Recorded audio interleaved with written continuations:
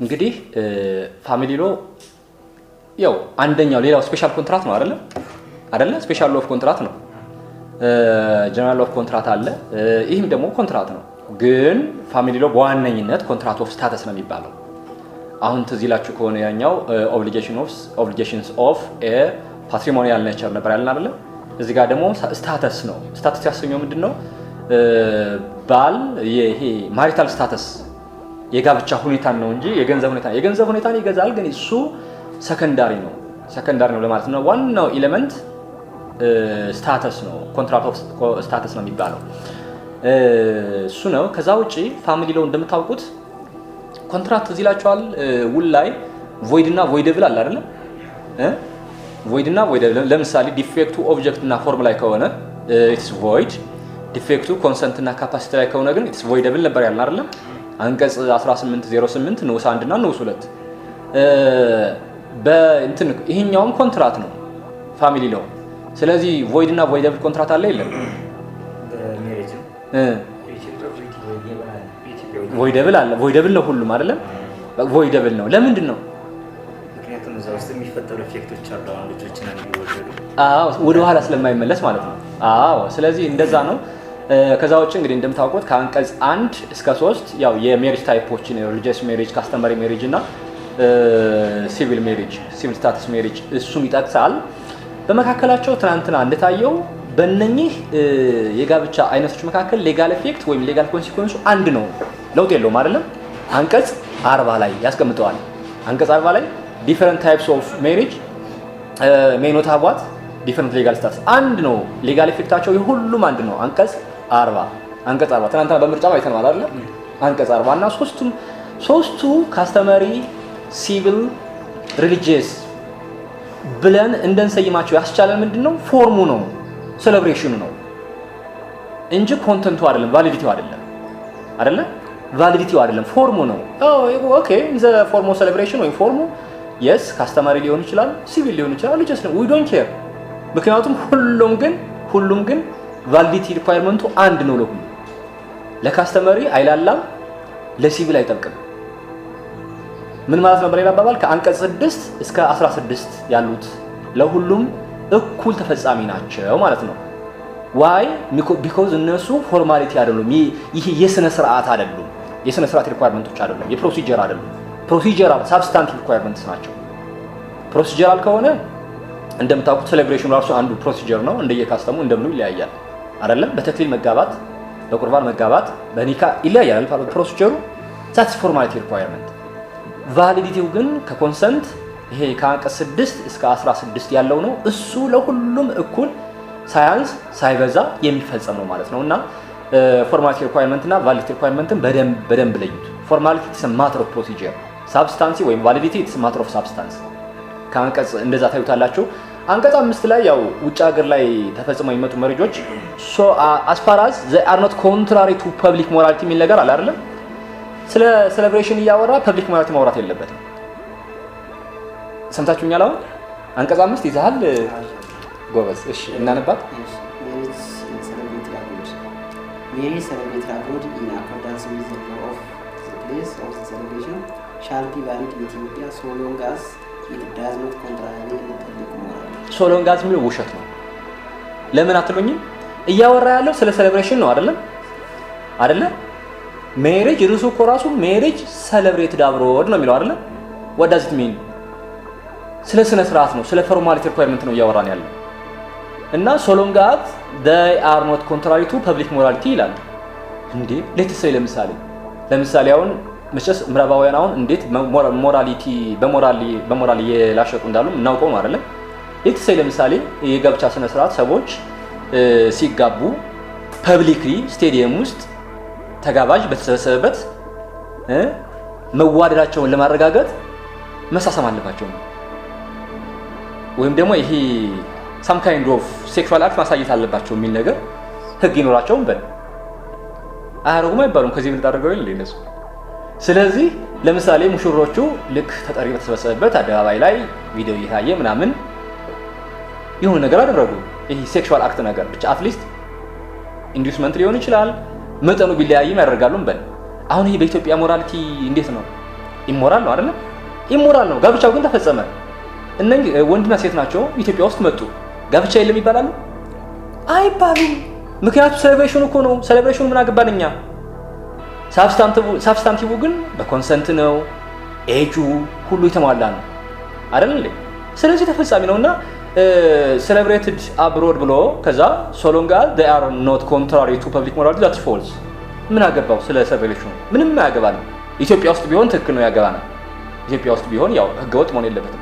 እዛ ግን አልፏል፣ ኦልሬዲ አልፏል። ኤኒዌይ ዞሮ ዞሮ አንቀጽ 5 እያወራ ያለው አሁንም ምንድነው? ስለ ሴሌብሬሽን ነው፣ ስለ ፎርማሊቲ ሪኳየርመንት ነው እያወራ ያለው፣ ስለ ሳብስታንቲቭ አይደለም። ሳብስታንቲቭ ከሆነ እዛ ላይ ለምሳሌ ለንደን ላይ ለምሳሌ እዛ ያው ፈረንጅ ቶሎ ስለሚያልቅ በ15 ዓመት አግብታ መጣች አንዲት ልጅ። ባሏ የ25 ዓመት ነው፣ እሷ 15 ዓመት ነች። ኢትዮጵያ ውስጥ ቢመጡ አሁን ጋብቻው ተፈጻሚ ነው አይደለም? ምን ስለነካ? ኤጅን ሳብስታንቲቭን ስለነካ ማለት ነው። አዎ እንደዛ ነው የሚሆነው። እና አንቀጽ 5 ይሄን አይደለም የሚገዛው፣ ይሄን አይደለም የሚገዛው። ዘን አንቀጽ 6 እስከ 16 ምንድነው አልኳችሁ? አዎ ቫሊዲቲ ወይም ሳብስታንቲቭ ሪኳየርመንት ጎበዞች። አንቀጽ 6 ምንድነው የሚለው? ኮንሰንት ነው አይደለም? አዎ ቅድም ስገባ ምን ብያለሁ? ኮንትራክት ኦፍ ሜሪጅ ምንድነው? ውል ነው። ውል ከሆነ ደግሞ አንቀጽ 1678 ሊመጣ ይገባል ወደዚህ። አንደኛው ምንድነው? ኮንሰንት ነው አይደለ? ስለዚህ ኮንሰንቱ ምን መሆን አለበት? ፍሪ ፍሮም ዲፌክት ሚስቴክ ቫዮለንስ መሆን አለበት እያልን እኮ ነው አይደል እንዴ? ለምሳሌ አንቀጽ 13 እና 14 ይህንን ያወራሉ። አንቀጽ 13 እና 14 ምንድነው የሚለው? አንቀጽ 13 ኮንሰንቱ ፍሪ ፍሮም ፋንዳመንታል ኤረር ከመሰረታዊ ኤረር ምን መሆን አለበት? ነፃ። እንደ ምሳሌ ነግሮናል። መሰረታዊ ኤረር ምን ማለት ነው ብሎ እንደ ምሳሌ ነግሮናል አይደለም? ኤ ቢ ሲ ዲ ብሎ ማለት ነው። ኢንዲኬቲቭ ነው፣ ኢላስትሬቲቭ አይደለም። ለምሳሌ አይደንቲቲ ኦፍ ፐርሰን በውል ህጉ ስንት ማለት ነው? በዋናው ውል ህግ አንቀጽ 1699 አይደለ? አይደንቲቲ ኦፍ ፐርሰን ለምሳሌ ልጅቷ በስልክ የምታውቀው በጣም ጥሩ ተግባቢ ሰምረ የሚባል ግለሰብ ነው እና ከዛ ስትመጣ ሰምራ አልፈልግም ብሎ አለ ጓደኛው። አረ ጓደኛው ደግሞ እኔ እኮ ፈልጋታለሁ ታዲያ በቃ ሄዳ ሰምረ ነኝ ብለህ እንትን በላት እኔ ምን አገባኝ ብሎ ሰምረ ሄደ። ከዛ ማርኮ ነው የሚሄደው። ከዛ ደስ ብላት አንተ በድምጽ ግን በስልክና በአካል በጣም ነው የሚለያየው ትላለች እሷ። እንዲህ ነኝ እኮ ጉደኛ እኮ ነኝ እኔ በእናትሽ እያለ አግባባት። አትዘይ እንደው በዘዴ ሰምረ እንዳልሆነ ደረሰችበት። ግልጽ ነው አይደል? ሚስት ፋንዳሜንታል ኤረር ነው አይደለም? እርግጥ አሁን እዚህ ጋር ፍሮድ ነው ያደረገው ማሩ ፍሮድ ነው የፈጸመው። ግን አንቀጽ 13 እንደ ፋንዳሜንታል ኤረር ብሎ ነው የሚያልፈውና ፋንዳሜንታል ኤረር የሚለው ፍሮድን ይጨምራል ወይ? ምንም ጥያቄውን በዛ በኩል ይጨምራል። እሱ ግልጽ ስላላደረገው ሚስቴክ ቢል ምናልባት ኤረር ከሆነ ሰፊ ነው። ሚስቴክ ደግሞ ትንሽ ከኤረር ይጠባል አይደለም በህጉ መሰረት። ስለዚህ ፍሮድን በዛ እንዳለ እናስበው። ኤኒዌይ ዞሮ ዞሮ አይዴንቲቲ ኦፍ ፐርሰን ከዛ ቢላይ ደግሞ ለምሳሌ ተላላፊ በሽታ ሌትስ ሴይ ኤችአይቪ ፖዚቲቭ መሆኑን እያወቀ ደብቆ ቢያደርግ አይነት ነገር ነው። ሲ ላይ ያለው ምንድነው? ይሄ ሴክሹዋል ኦርጋን ሳይኖረው ይሄንን ኢምፕራክቲስ ልንገራችሁ። አሁንም እንግዲህ አንዳንዴ ሳነብ ምን ስልም ስዛና በአብዛኛው ዩቲዩብ ላይ ነው የምውለው እንትን እንደ ረፍት የምጠቀመው ማለት ነው። ዩቲዩብ ተጠቃሚ ነኝ በጣም እና እዛ ላይ የሰማሁትን የምነግራችሁ ሪል ታሪክ ነው። የቅርብ ጊዜ ነው። ወጣት ነች፣ የመቀሌ ዩኒቨርሲቲ ምሩቅ ነች። እዛ ፍቅረኛ ነበረች፣ አልተስማማችም። የአዳማ ልጅ ነች። አዳማን በጣም ብዙ ሞከረች፣ አልተሳካም። ምክንያቱም ምንድነው ሰዎች ድንግልናዋን መውሰድ አልቻሉም። ሕክምና ስትሄድ ምንድነው የተባለው?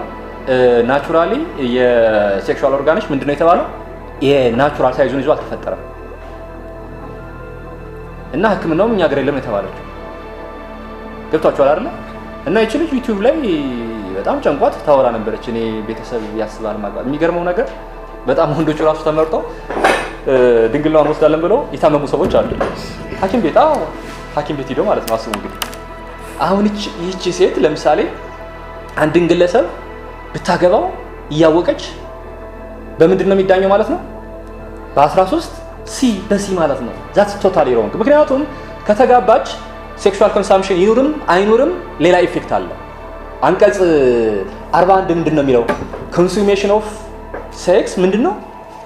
ፕሪዚዩም ይደረጋል እንጂ ማንዳቶሪ አይደለም። አያገባ ነው አይደል? እንደ 41 አንቀጽ 41 እስኪ ያነበበው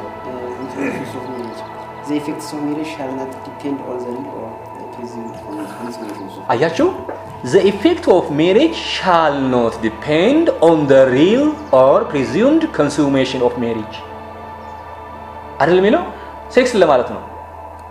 የሜሪጅ ኢፌክት ሴክስ አለ የለም በሚለው ጉዳይ ላይ መሰረት አይሆንም እኮ ነው ያለው። ስለዚህ ምን ማለት ነው? ይህች ልጅ ሴክሹዋል ኦርጋን ናቹራሊ እንደሌላት እያወቀች አገባቸው አይደለም ይህን ግለሰብ።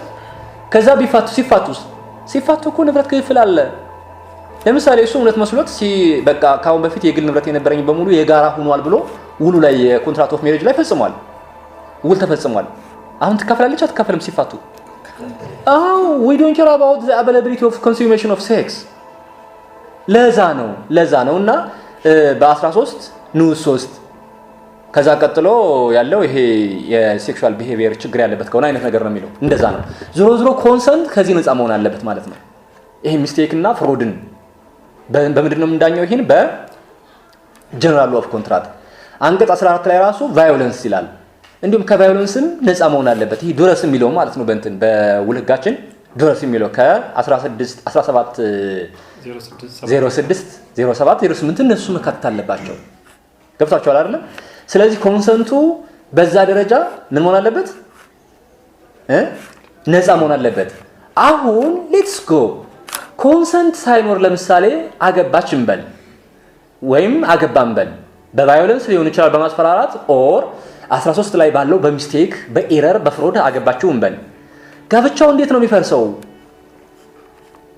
ይሄ ዲዞሉሽን ኦፍ ሜሪጅ ሲጠየቅ አይ በስተት ነው ያገባሁት ስትል ማን ነው የሚጠይቀው? አንቀጽ 35 እና 36 አካባቢ አለ። 35 እና 36 35 በቫዮለንስ የተፈጸመ ሜሪጅ፣ 36 በፈንዳመንታል ኤረር። ማን ይመስላችኋል? አትዬ ጥብ እንዳታይ እስኪ እንዲያው ልንገራችሁ እስኪ ሳታዩ ማን ይመስላችኋል? ዲዞሉሽን እኮ ነው። እሱን እመጣበታለሁ። እሱ ኦፖዚሽን ነው። አሁን ዲዞሉሽን ተፈጽሟል። እመጣበታለሁ። ጥሩ ጥያቄ አንስታል። ማን ይመስላችኋል? ጀነራል ኦፍ ኮንትራክት እኮ አይተናል አይደል? በዛ ሂዱ። ጀነራል ኦፍ ኮንትራክት ዲፌክት ኮንሰንት እና ካፓሲቲ ላይ ከሆነ only the person whose consent has been vitiated shall claim invalidation አይደል የሚለው? ያን እኮ ነው የምታመጡት። የት ነው ያለው እሱ? 18 08 ንዑስ 1 እዚህ ጋር ኮንሰንት ነው ቪሼት የሆነው አለ በፈንዳመንታል ኤረር። እዚህ ጋር ኮንሰንት ነው ቪሼት የሆነው በምን? በቫዮለንስ። ስለዚህ ከጀነራል ኦፍ ኮንትራክት አላፈነገጠም ህጉ ራሱ አንቀጽ 35 እና 36 ኮንሰንቱ ቪሼት ሆኖብኛል የሚለው አካል ነው ዲዞሉሽን ኦፍ ሜሪጅ የሚጠይቀው እንጂ ለምሳሌ ሚስት ከሆነች ይህን ኮንሰንት ቪሼት ሆኖብኛል የምትለው እናት፣ አባት ወይም ሌላ አካል ይችላል። ዋይ ምክንያቱም ዲፌክቱ ኮንሰንት ላይ ስለሆነ የት አገኘ ነው ይህን ነገር? በዋነኝነት ጀነራል ኦፍ ኮንትራክት አንቀጽ 18 08 ንዑስ 1 ማን አገዘን? ስፔሻል ኦፍ ኮንትራክት ኦፍ ፋሚሊ አንቀጽ 35 እና 36 ግልጽ ነው። እንደዛ ይሆናል። እዚች ጋር ደግሞ ልጠይቃችሁ። አሁን ኮንሰንት ነው። ሌትስ ጎ ይህች ሴት ለምሳሌ ፋንዳመንታል ኤረር ተፈጽሞ ልታገባ እንደሆነ ያው ታውቋል። ኦፖዚሽን አለ የለም? ለኮንሰንቹዋል ሜሪጅ ኦፖዚሽን አለ የለም? ኦፖዚሽን ማለት ከአንቀጽ 17 እስከ 21 22 ያለው ነው። ማይንድ ዩ ዲዞሉሽን ኦፍ ሜሪጅ ከሜሪጅ ይሄ ኢሴንሻል ኮንዲሽን ተጥሰዋል ብሎ እንዲፈርስ ጋብቻ መጠየቅ ከአንቀጽ 31 እስከ ስንት ነው ያለው? እስከ 39 ነው ያለው። ይሰማችሁኝ ነው? ከአንቀጽ 31 እስከ 39። ኦፖዚሽን ኦፍ ሜሪጅ የሚባለው ደግሞ ከአንቀጽ 17 እስከ 22 ነው ያለው። ታዲያ ልዩነቱ ምንድነው? ኦፖዚሽን ኦፍ ሜሪጅ ገና ጋብቻ ሲታሰብ ነው። ዲዞሉሽን ኦፍ ሜሪጅ ግን ጋብቻው ከተፈጸመ በኋላ ነው። ምን ማለት ነው? ኦፖዚሽን ኦፍ ሜሪጅ ገና የጋብቻ ውል እየተጸነሰ ነው፣ ድርድር ላይ ኦፈር ላይ ወዘተ ነው ያለው፣ ዝግጅት ላይ ነው ያለው። ያኛው ግን ውሉ ተፈጽሟል። ግልጽ ነው። እንዳትረሱ ይችን እንዳትረሱ። ታዲያ አጋጣሚ ሆኖ ይሄ ቪሼት ኮንሰንት ነው ጋብቻ ሊፈጸም ብናቅም ኦፖዝ ብናደርግበት መንገድ የለም፣ አልተሰጠም በህጉ። ግልጽ ነው። ከአንቀጽ 17 እስከ 19 ለምሳሌ ቅድም አንዷ ልጅ ለምሳሌ ሰምረን በስልክ በፌስቡክ ስትጀነችን ነበረች አይደለም? ተግባብተዋል። ከዛ በአካል ስትመጣ ማሩን ነው ያገኘችው። ይሄን አቅ ነበር እኔ ይሄን ያቅ ነበር። ኦፖዚሽን ማቅረብ እችላለሁኝ እሷ ስለማታውቅ ከዛ ሲቪል ስታተስ ላይ ሂጄ ሲቪል ስታተስ ጋር ነው ኦፖዚሽን የሚቀርበው። ይሄ የመዝገብ ሹም ባባል ቀበሌ ላይ ያለው እነሱ ጋር አረ እንትና የምትባል ልጅ እኮ ይገርምሃል ሰሞኑን ጋብቻ ልትፈጽም ነው ከማሩ ጋር እና ታዲያ ምንድነው ጉዳዩ? አይ እሷ ያሰበችው ከሰምረ ጋር ፈጸምኩ እያለች ነው። ሰምረ ነው እኮ የምትለው ማሩን እያልኩ ማውራት እችላለሁ፣ ሂጄ ማመልከት እችላለሁ? አልችልም። ዋይ ዲፌክቱ ኮንሰንት ላይ ስለሆነ። ዲፌክቱ ኮንሰንት ላይ ከሆነ ግን ራሱ እንጂ ሌላ አካል ሊያደርግ አይገባም ብሎ ህጉ ከልክሎናል። ይሄኛው አልሰጠንም። አንቀጽ 17፣ 18፣ 19 አልሰጠንም ጭራሽ።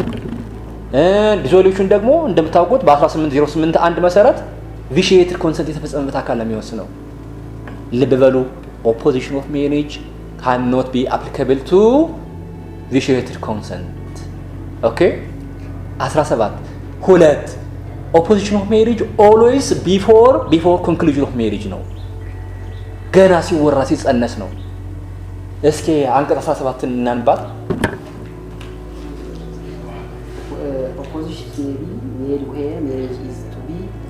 where marriage is to be concluded ነው አይደለ? is to be የምትለው ቢፎር ለማለት እኮ ነው እንግሊዘኛው ማለት ነው አይደለ? ሊ is to be ማለት እኮ ለምሳሌ I'm to eat ካልኩ ምንድን ነው? ልበላ ነው አይደለ? ል I'm to eat ወይም I'm gonna eat ልበላ ነው አይደለ? ፊውቸር ነው። ለዛ እኮ ነው where marriage is to be concluded። አንቀጽ 6 ይቺ ነች። አደራችሁን ለአንቀጽ 6 ወይም ደግሞ ለኮንሰንት ኖ ኦፖዚሽን። ለኮንሰንት if there is violence or mistake only the person whose vitiate is whose consent is vitiated shall claim what? Invalidation or dissolution of marriage on the basis of article 35-36 ለለፈው ታልፋ አይደለም ጎበዞች። አንቀጽ 7 ኤጅ ነው። ኤጅ ይሄ ደግሞ ምንድነው? በእኛ ህግ መሰረት ሲቪል ማጆሪቲ አቴን የሚደረገው የት ጋር ነው? 18 ነው አይደለም?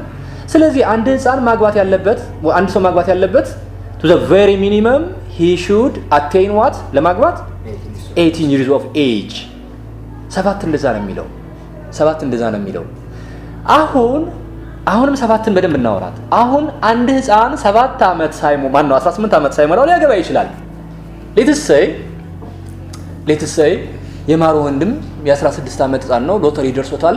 በቃ መሬት ጠቦታል እና ትንሽ ያው በደንብም እየበላ ምን እያለው ጎርምሷል እና ማግባት አለብኝ አለ። ኧረ እባክህ አይ ማግባት አለብኝ። ምንድነው የምፈልገው? እኔ በቂ አካላዊ ጥንካሬ አለኝ፣ ብር አለኝ፣ በቃ ማግባት አለብኝ አለ። ተወሰነ። ሊያገባ ነው። ኦፖዚሽን ያስፈልጋል አያስፈልግም? አሁን ያስፈልጋል። በሌላ አባባል ኦፖዚሽን የሚያስፈልገው በአብዛኛው ማን ነው ታውቃላችሁ? ይሄ የክሪሚናል ኤሌመንት ያለው ክሪሚናል ኤሌመንት ያለው ነገር ከሆነ ማን አለ ማለት ነው? ክሪሚናል ኤሌመንት ያለው ፐብሊክ ፕሮሲኪዩተር ራሱ ኦፖዝ ያደርጋል። ፐብሊክ ፕሮሲኪዩተር አብሮ ኦፖዝ ያደርጋል። የሆነ ክሪሚናል ኤሌመንት አለ። አሁን በእኛ ህግ ከ18 ዓመት በታች ኮንሰፕሽን ኦፍ ሴክስ ይቻላል? በወንጀል ህግ አይቻልም አይደለም? ተመልከቱት እዛ ከ625 26 27 ብትመለከቱት ይጠራሻል ነው። ኦኬ ስለዚህ ኤጅ ላይ ለምሳሌ የማሩ ወንድም በ16 ዓመት አገባለሁ ብሎ ያዙ ይልቀቁኝ ካለ ኦፖዚሽን አለ አይደል? አለ። ታዲያ ማን ነው ኦፖዚሽን የሚያቀርበው ካልን ያው ፓረንትስ አንደኛው ማን ነው? ወላጅ ነው አይደል? ሁለተኛውስ ኢንተረስትድ ፓርቲ ይለዋል። ሶስተኛው ፐብሊክ ፕሮሲኪዩተር ነው። ፐብሊክ ፕሮሲኪዩተሩ ለምን ገባ ከተባለ እንዳልኳችሁ የክሪሚናል ኤሌመንት ስላለው ነው። ኤርሊ ሜሪጅ ግልጽ ነው አይደል? ክሪሚናል ኤሌመንት ስላለው ነው። አንቀጽ 18 ኤ ላይ ነች እቺ ማውራት። ፐብሊክ ፕሮሲኪዩተሩ ለምን ገባ ካልን ክሪሚናል ኤሌመንት ስላለው። ኢንተረስትድ ፓርቲ የሚለው ደግሞ ማን ነው? መምህራን። የህፃኑ መምህር ለሲቪል ስታተስ ለመዝገቡ ሽሙ ይለው ይገርመሃል፣ እንዴት እኮ ጎበዝ ሰቃይ ተማሪ ነው፣ ይህን ህፃን የውል ገንዘብ አገኘው ብሎ ያለ እድሜው ሊበላሽ ነው፣ ስንት እያሰብን ብሎ መምህሩ ሂዶ ያለቅሳል። ታውቃላችሁ መምህራን መቼስ ለሚሞክር ተማሪ ምን ያህል ፍቅር እንዳላቸው አይደለም? አዎ። ስለዚህ ኢንተረስትድ ፓርቲ የሚለው እነ መምህራንን ነው። ከዛ ደግሞ ማን ነው? እሱም ኢንተረስትድ በቃ ማንኛውም የሚመለከተው። ከዛ ደግሞ ፓረንትስ ወላጆች። እንግዲህ ምንድነው ወላጆች የጋብቻውን ካልፈቀዱና ከተቃወሙ እሱ ደግሞ አይሆንም እንዲያውም ተቃዋሚ ከሆነ እንዲያውም ሎተሪ ከደረሰኝ ብር እንዲያውም እናንተ ስፖንሰር አላደረጋችሁም ብሎ ራሱ ማስፈራሪያ። እነሱ ደግሞ ድሆች ናቸው ይፈልጋሉ ብሩ። ሆኖም ግን በድብቅ ሄደው ሊቃወሙ ይችላሉ። ስለዚህ for the purpose of age ወይም ደግሞ ኤጅን ለማያከብር ሜሪጅ ኦፖዚሽን ሊደረግ ይችላል። በማን? በወላጅ፣ በኢንተረስት ፓርቲ እና በፐብሊክ ፕሮሰኪዩተር። አንቀጽ 18 ኤ ልብ በሉ። ይህንን በሆነ መንገድ በደንብ ያዟት። ኮንሰንት ላይ ከሆነ ኦፖዚሽን የለም ብያለሁ። እዚህ ጋር ከሆነ ደግሞ ኦፖዚሽን አለ። መቼ ነው ኦፖዚሽን? ቢፎር ሜሪጅ ነው፣ ገና እየታሰበ እያለ ነው። እንዲያውም ጋብቻውን ሊፈጽም ምናምን ይሄ ኖቲፊኬሽን አለ አይደለ? ከዛ ከ15 ቀን በፊት ነው የሚለው እንዲያውም ህጉ አይደለ? አንቀጽ 19 ላይ እንደዛ ነው። ኤጅ ሌላ ይሄ እንግዲህ ሳቧን ያወራ ነው። ሳብቱ ላይ ግን አሳማኝ ምክንያት ካለ ሚኒስትሪ ኦፍ ጀስቲስ 2 ዓመት ግራንት ሊሰጥ ይችላል። ያ ማለት ምንድነው? በ16 ዓመቱ እንዲያገባ ሊያደርግ ይችላል። 16 17 ዓመት ወደ ኋላ 2 ዓመት የሚለው ከ18 ወደ ኋላ ስንወርድ 16 ነው አይደለ? የ2 ዓመት ግራንት ሊሰጥ ይችላል ማለት 2 ዓመት ወደ ኋላ ሄዶ እንዲያገባ ሊፈቅድ ይችላል። እስከ 2 ዓመት ነው። ለምሳሌ በ16 በ17 ሳብቱ እንደዛ ነው የሚለው። ሳብቱ ወገኖች ሳብቱ ብዙ ኢፌክት አለው። ይሄ ብቻ አይደለም። ወደ አንቀጽ 310 እንሂድ። አንቀጽ 310 አንድ ህፃን ኢማንሲፔት የሚደረግበት ነው። ኢማንሲፔት ማለት 18 ዓመት ሳይሞላው ለሌጋል ፐርፐስ 18 ዓመት እንዲሞላው ማድረግ ማለት ነው ባጭሩ። ምን ማለት ነው? እንዲሸጥ፣ እንዲለውጥ ወይም ማንኛውም ጁሪዲካል አክት እንዲፈጽም ማስቻል። ይሄኛው ይቀላል። ማንኛውም ጁሪዲካል አክት ልብ በሉ። ጁሪዲካል አክት ማለት ህጋዊ ኮንሲኩዌንስ ያለው ሆኖ ውል ብቻ አይደለም። ከውል ውጭ ያለው ሁሉ ዊል ጁሪዲካል አክት ነው። ክስ ማቅረብ ፍርድ ቤት ጁሪዲካል አክት ነው። ህጋዊ ኮንሲኩዌንስ ያለው አክት በሙሉ ምን ይባላል? ጁሪዲካል አክት። ጁሪዲካል አክት ኢዝ ብሮደር ዳን ኮንትራት አደራ። ስለዚህ ምን ማለት ነው? ኢማንሲፔሽን ማለት ምን ማለት ነው? አንድ ህፃን 18 ዓመት ሳይሞላው 18 ዓመት የሞላው ሰው የሚያደርገውን ነገር ሁሉ እንዲያደርግ ማስቻል ነው ኢማንሲፔሽን ማለት። ታዲያ አንቀጽ 310 ላይ ስለ ኢማንሲፔሽን ያወራል። ለኛ ፐርፐዝ በጣም ጠቃሚ የሆነው አሁን ለምናወራው ደግሞ አንቀጽ 311 እና 12 ነው። ኔድ ኢማንሲፔሽን በሁለት ይከፈላል። ኢምፕሊሲት ኢማንሲፔሽን እና ኤክስፕሊሲት ኢማንሲፔሽን። ማን አልኩኝ? ኢምፕሊሲት እና ኤክስፕሊሲት። ጎበዞች የሚገርማችሁ በአንቀጽ 7 ንዑስ 2 መሰረት አንድ ህፃን 2 ዓመት ወደ ኋላ ወይም 1 ዓመት ወደ ኋላ በ17 ዓመቱ በ16 ዓመቱ እንዲያገባ ሚኒስትሪ ኦፍ ጀስቲስ ከፈቀደ አውቶማቲክሊ ለማንኛውም ነገር ኢማንሲፔት እንደሆነ ይቆጠራል ያለምንም አዲሽናል ሪኳየርመንት። ግልጽ ነው። ያለምንም ተጨማሪ ሪኳየርመንት በቃ ሚኒስትሪ ኦፍ ጀስቲስ አግባ ስላለው ብቻ እና የ16 ዓመት ህፃን ደግሞ ራሄል የምትባል አቻው 19 ዓመት ሌላ ኢሹ እንዳንፈጥር የ19 ዓመት ሌላ ኢሹ የለውም። ያው እሷም ቢሆን መጠየቅ አለባት ከእድሜ በፊት ላግባ ብላ ሌላ ይሄ ነው እንጂ ሌላ ነገር የለውም። ዝሮ ራሄል የምትባል የ19 ዓመትን ወጣት የ16 ዓመቱ ህፃን አገባ አይደለም። ልክ አውቶማቲክሊ እንዲያገባ ወይም እንዳገባ ምን ይሆናል ማለት ነው? ተፈቅዶለት እንዳገባ ለህግ ጉዳይ 18 ዓመት ሞልቶታል። ለህግ ፐርፐዝ ጁሪዲካል አክት ለመፈጸም አውቶማቲክሊ ምን ሆኗል? ኢማንሲፔትድ ሆኗል። ይሄ ምን ይባላል? ኢምፕሊሲት ኢማንሲፔሽን። ኢምፕሊሲት ኢማንሲፔሽን አንቀጽ 7 ንዑስ 2 ከአንቀጽ 311 ጋር ግልጽ ነው። እናንባት እንዲያንቀጽ ነው። እሺ ስሙት። Where minor is married in accordance with Article 7(2) of this code, he shall be emancipated by the sole fact of the marriage. አያችሁ? by the sole fact of the marriage የምትለው ትልቁ ፖይንት በቃ በጋብቻው ብቻ በማግባቱ ብቻ 18 ዓመት ሞልቶታል ለህግ ፐርፐዝ። ግልጽ ነው። ሳብቱ እንደዛ ነው የምታስበው። ሌላ ጉዳይ አለ። አንቀጽ 7 ንዑስ 2 ኢምፕሊሲት ኢማንሲፔሽን ነው። በ16 ዓመት ነው የሚሰጠው። 16 17 ዞሮ ከ18 ወደ ኋላ 2 ዓመት ብቻ ነው ወደ ኋላ መምጣት የሚችለው። ኤክስፕሊሲት ኢማንሲፔሽን የሚባል ደግሞ አለ። አንቀጽ 312 ነው። እሱ ግን ከ14 ዓመት ጀምሮ ይሰጣል። አንድ ኤክስፕሊሲት ከየት ነው የሚጀምረው? ከ14 አንድ። ሁለተኛ ኤክስፕሊሲት በፍርድ ቤት ነው የሚሰጠው። ጠያቂው ማን ነው? ጋርዲያን፣ ወላጆች እነ ቱተር ምናምን ይጠይቃሉ። ስለዚህ በስንት ዓመት ይሰጣል? በ14 ዓመት ነው። ፍርድ ቤት ነው የሚሰጠው። ኢምፕሊሲት ከሆነ ግን ሚኒስትሪ ኦፍ ጀስቲስ አግባ ይላል። ዘን ጋብቻው አውቶማቲክሊ ኢምፕሊሲት ኢማንሲፔሽን ይሰጣል። በ16 ዓመት ነው። ኤክስፕሊሲት ግን በ14 ነው። ኦንሊ ኮርት ነው። በማን አመልካችነት? በነ ጋርዲያን 12 እናንባት 312 explicit emancipation where a minor has attained the age of 14 years, his guardians or his tutors or any interested person may apply to the court for his emancipation. Any interested person may apply for the court for his emancipation ነው አይደለም? አሁን any interested person ይሄንን ሪል ሳምፕል ልንገራችሁ። ለምሳሌ የዛሬ ስንት ዓመት ነው አላውቅም፣ አሜሪካ ውስጥ በ14 ዓመቱ ዲግሪ የጨረሰ ህፃን ነበር አይደለ? በፋይናንስ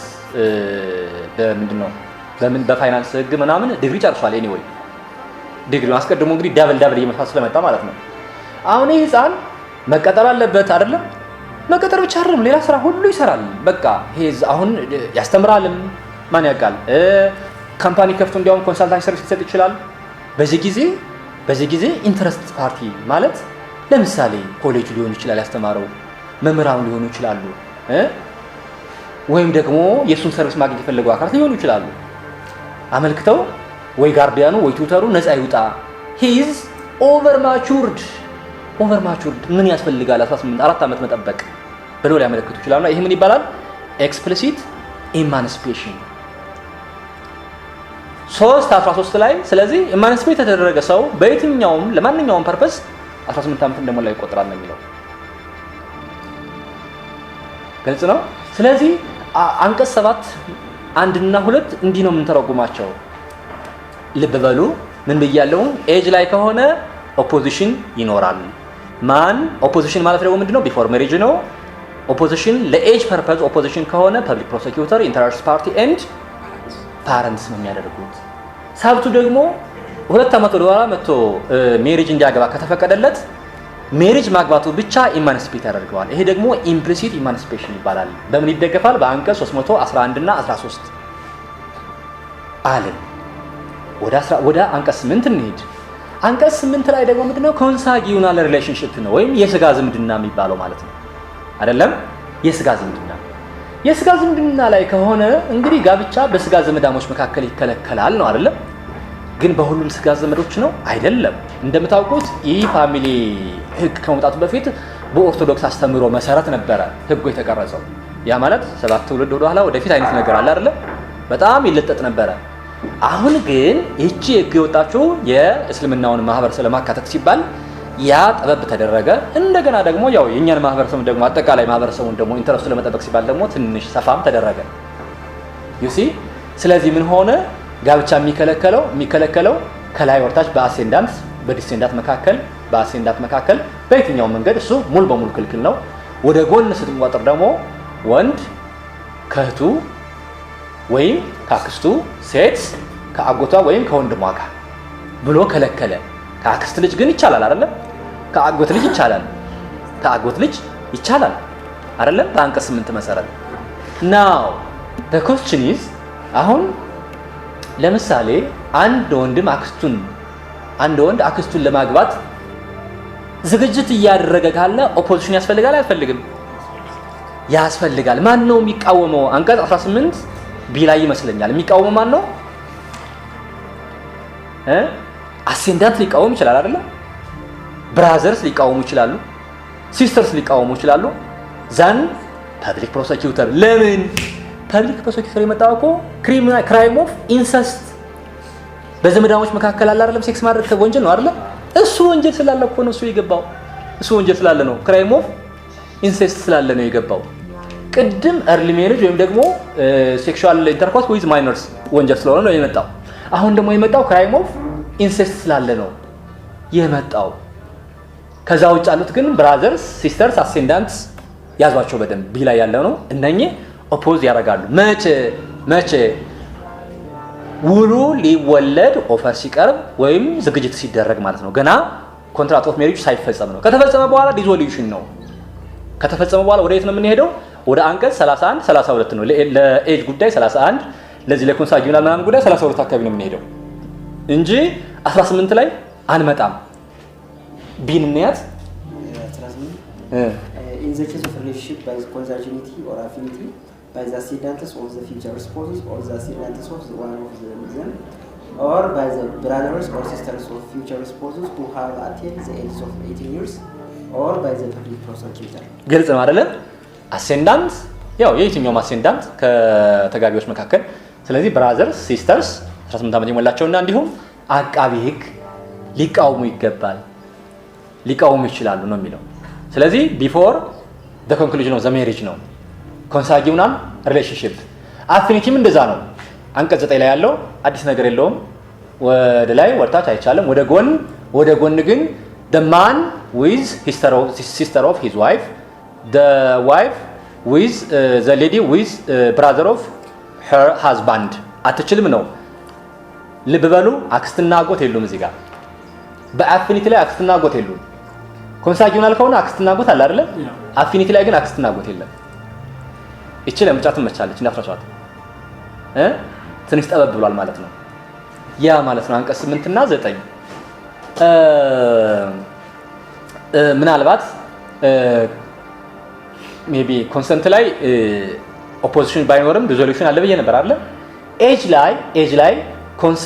ላይ ኦፖዚሽን አለ አይደል? ማነው ተመልሼ ነው ወደ ኋላ ማነው ኦፖዝ የሚያደርገው? ሶስት አካላት ተጠቅሻለሁ። ኢንተረስት ፓርቲ፣ ፓረንትስ ኤንድ ፐብሊክ ፕሮሰኪዩተር። ምናልባት እነሱ ኦፖዝ ሳያደርጉ ጋብቻው ቢፈጸም ዲዞሉሽን ይጠየቃል። ዲዞሉሽን ሊጠየቅ ይችላል አይደል? ይጠየቃል። አንቀጽ 32 ይሄን ስላለፍኩት ነው። ዲዞሉሽን የሚጠይቀው ግን ማን ነው ካልን ኢንተረስትድ ፓርቲ ኤንድ ፐብሊክ ፕሮሰኪዩተር። ያው ሎጂኩ የፐብሊክ ፕሮሰኪዩተር ግልጽ ነው። ኢንተረስት ፓርቲ ላይ ፓረንትን አልጠቀስም 32 ላይ ግን ኢንተረስትድ ፓርቲ በሚለው ፓረንትም ይካተታሉ። that's fine። ጥቅም ያለው ወገን አይደል የሚለው? አዎ ከነሱ የበለጠ ማን ጥቅም አለው ለልጃቸው? ችግር የለውም። ዝሮ በ32 መሰረት እነኚህ ሰዎች ዲዞሉሽን ይጠይቃሉ ማለት ነው። 8 ላይ ኮንሳጊውናል ከሆነ ኦፖዚሽን ቢኖር ጥሩ ነው። አሴንዳንት ብራዘር ሲስተርስ ኤንድ ፐብሊክ ፕሮሰኪዩተር ኦፖዝ ያደርጉ። እንዲያው እነሱ ሳይደርጉ ጋብቻ ሊፈጽም ከቻለ ጋብቻ ከተፈጸመ ማን ያፈርሰዋል? 30 ስንት ነው? 3 ይመስለኛል። 33 ባይጋሚ ነው 34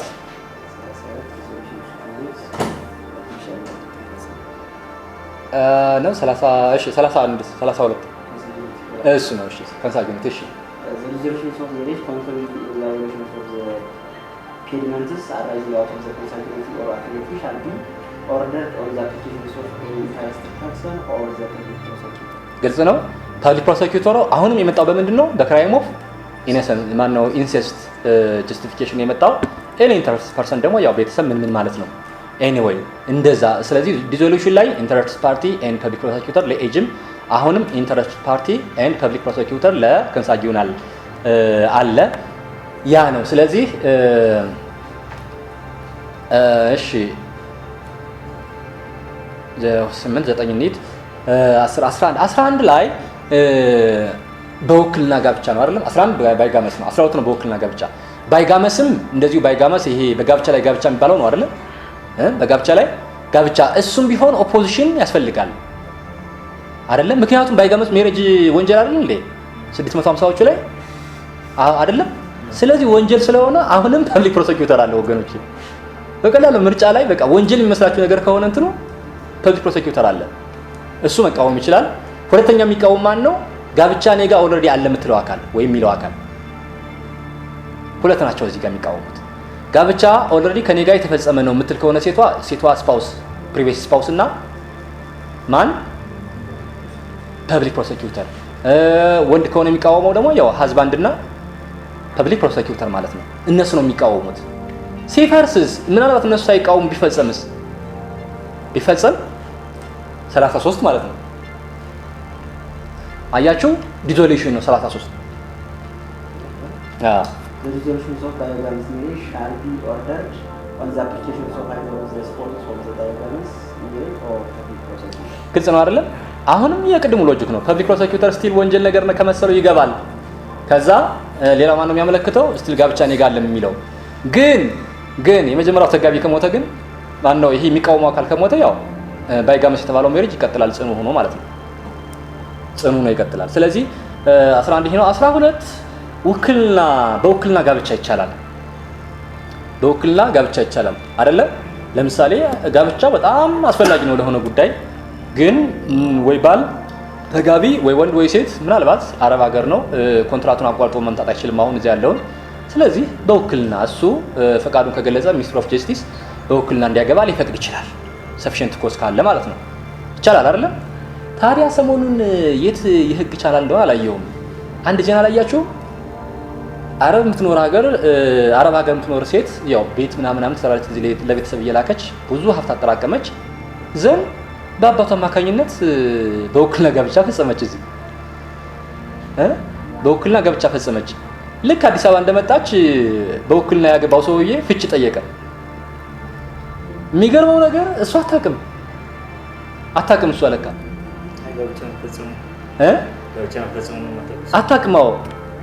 አታውቅም። እንግዲህ አባቷ ነው ያጨረበረ ነው የሚባለው። አባቷ ከዛ ጋር ያለው ግንኙነት አይታወቅም። ዞሮ ከዛ ሰውዬ ጋር እንግዲህ አስመስሎ የሚሆን ምን የሚሆን ዞሮ ጋብቻ ልትፈጽም ትሆናል። የሚገርም በውክልና ኢምፕራክቲስ አለ እያልኳችሁ ነው። እና አት ኤንድ ኦፍ ዘ ዴይ ክርክር ተነሳ። በፍጹም እኔ እኮ ፍቃድ አልሰጠሁም አላውቅም ነው ያለች።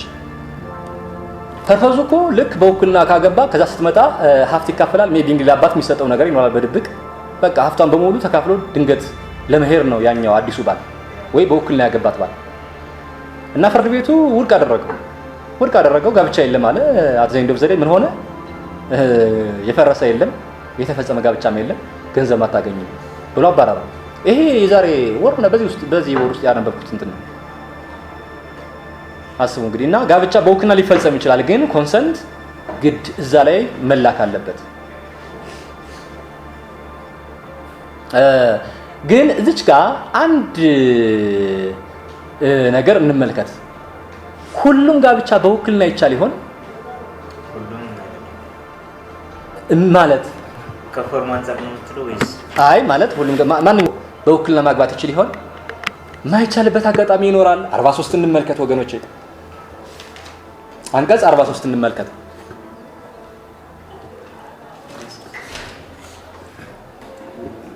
Incapacity of spouses.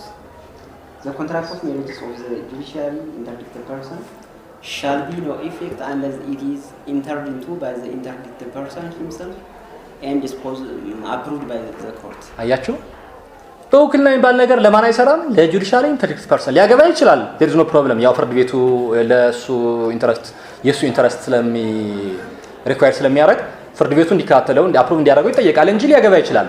በውክልና ግን አይቻልም። በአካል አግብቶ ፍርድ ቤቱ ገምግሞት አይቶ ነው።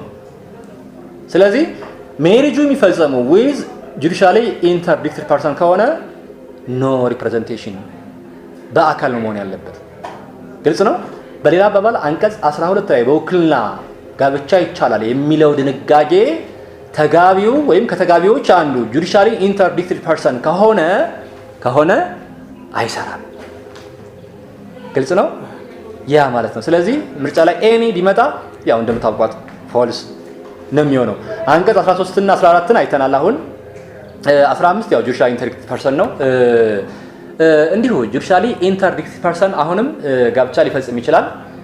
ሲፈጽም ኦፖዝ ማድረግ ይቻል ይሆን? አለ ኦፖዚሽን?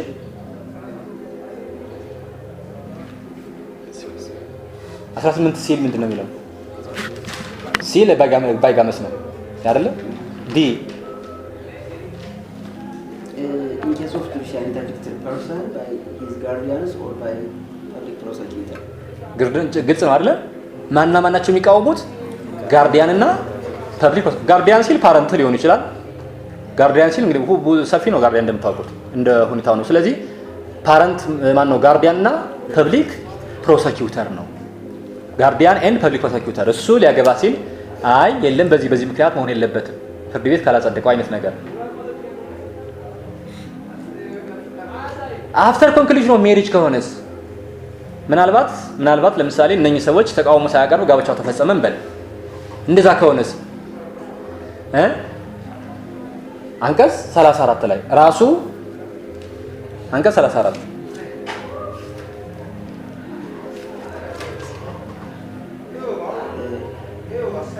resolutions of marriage of judicial interdicted person. 1. When judicial interdicted person has a contracted marriage without prior authorization of court, the resolutions of such marriage may be requested from the court by judicial interdicted person himself or by his guardians. ግልጽ ነው አይደለ? በጋርዲያኑ ወይም በራሱ ምን ከሆነ ነው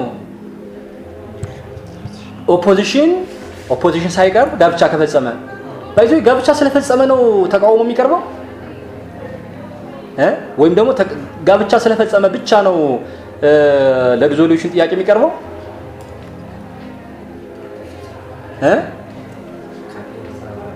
እሱማ ጁዲሻሊ ኢንተርዲክትድ ነው ቢሆንም ግን ጋብቻ እንዲፈጽም መብት አለው ባይዘው ያው ፕሮሲጀር ትንሽ ቢለይ መብት አለው አውቶራይዜሽን ኦፍ ዘ ኮርት የኮርት አውቶራይዜሽን ካለ አይቻልም መጠየቅ ግልጽ ነው አይደል ኮርቱ ኦቶራይዝ ካላደረገው ጋብቻውን ብቻ ነው ሪዞሉሽን መጠየቅ የሚቻለው በጋርዲያኑ ወይም በሱ የሚጠይቀው የተከበረው ፍርድ ቤት አግብቻለሁ አዎ ግን ያገባሁት አንተ ኦቶራይዝ አታደርገኝ ነው ያ ማለት ደግሞ አንተ ጥቅሜ ይነካል አይነካም የሚለው ነገር አላየህልኝም አፍርስልኝ ነው እንጂ ኮርቱ ኦቶራይዝ ካደረገው አይሆንም ሜሪጅ ባይ ኬዝ ላይ ኬዝ ባይ ኬዝ ቤዝ ይመጣል ኦን ኬዝ ባይ ኬዝ ቤዝ ሌትስ ሴ ለምሳሌ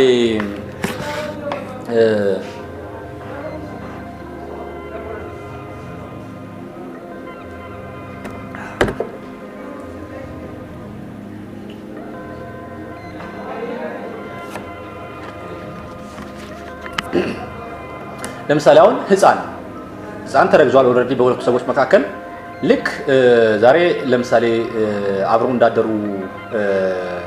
ፍቅረኛሞች ልጅት በማግስቱ አሜሪካ ሄደች እንበለ አሁን ከአሜሪካ ከሄደች በኋላ ከ3 ወር ከ2 ወር በኋላ እርጉዝ እንደሆነች አየች እርግዝና ይወለዳል ግን ለዚህ ህፃን ሲባል ምናልባት የሁለቱ ሰዎች ሜሪጅ መፈጸሙ አስፈላጊ ሊሆን ይችላል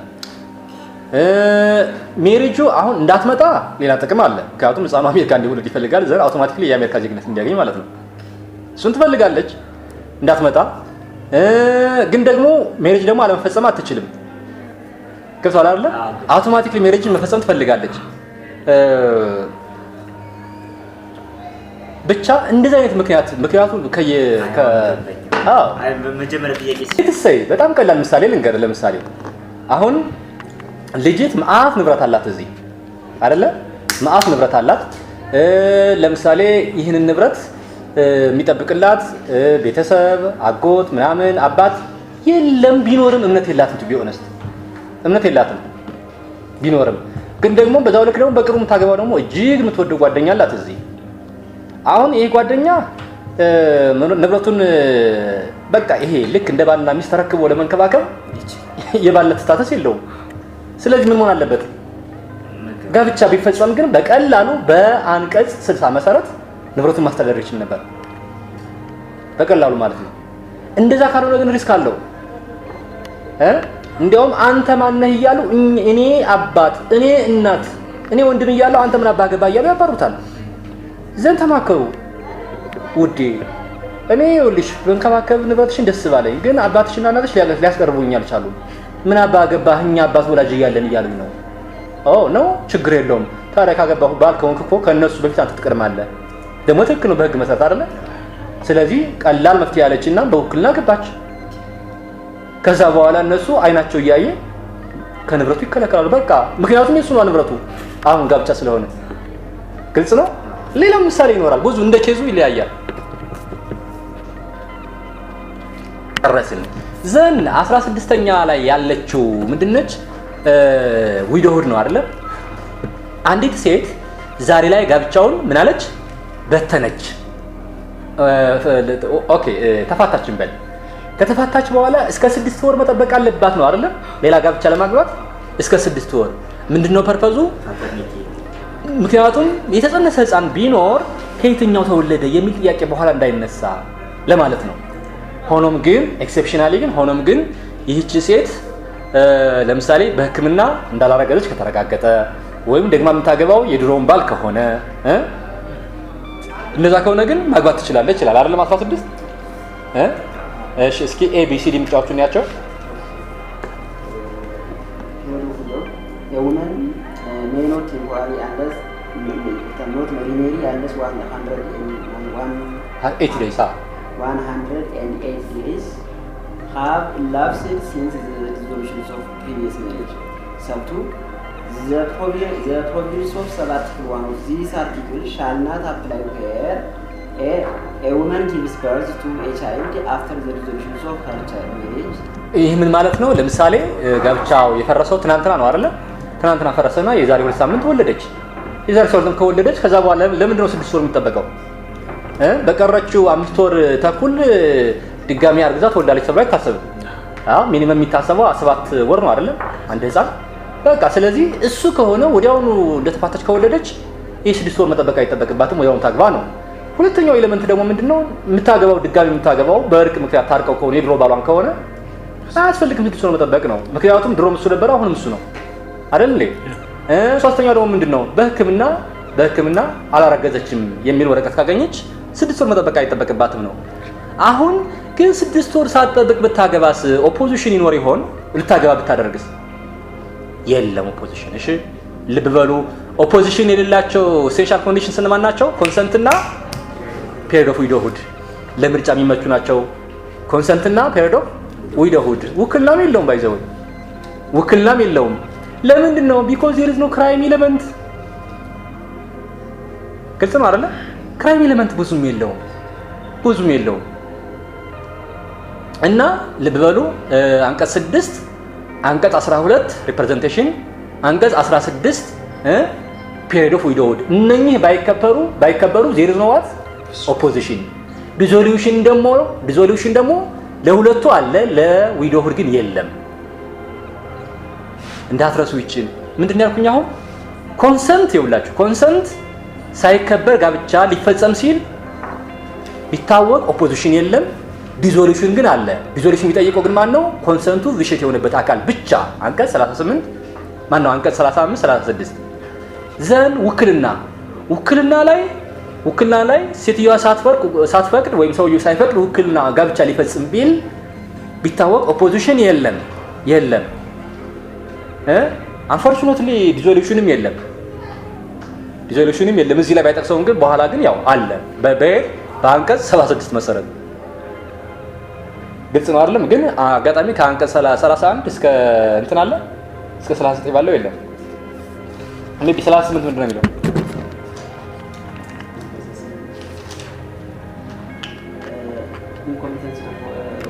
የለም በቃ። ስለዚህ አጋጣሚ እዚህ ባይኖርም ግን ምን ማለት ነው? በ76 መሰረት ይሆናል። 76 ላይ ሜሪጅ የሚፈርስባቸው 75 እና 76 ተቀምጠው የለም? ዴዝ፣ ዲክላሬሽን ኦፍ አብሰንስ፣ ዲቮርስ እና ኢሴንሻል ኮንዲሽን ሲጣሱ ስለሚል 4 ምክንያቶች አሉ ጋብቻ የሚፈርስባቸው። ዴዝ፣ ዲክላሬሽን ኦፍ አብሰንስ፣ ኢሴንሻል ኮንዲሽን ቫዮሌሽን እና ዲቮርስ። ስለዚህ ኢሴንሻል ኮንዲሽን ቫዮሌሽን የሚለው ስለሚያሟላ በዛ ይሆናል ማለት ነው። ስለዚህ ሪፕሬዘንቴሽን ዲዞሉሽን በዛ ቢሆንም ኦፖዚሽን የለም። ፔሪድ ኦፍ ዊዶሁድ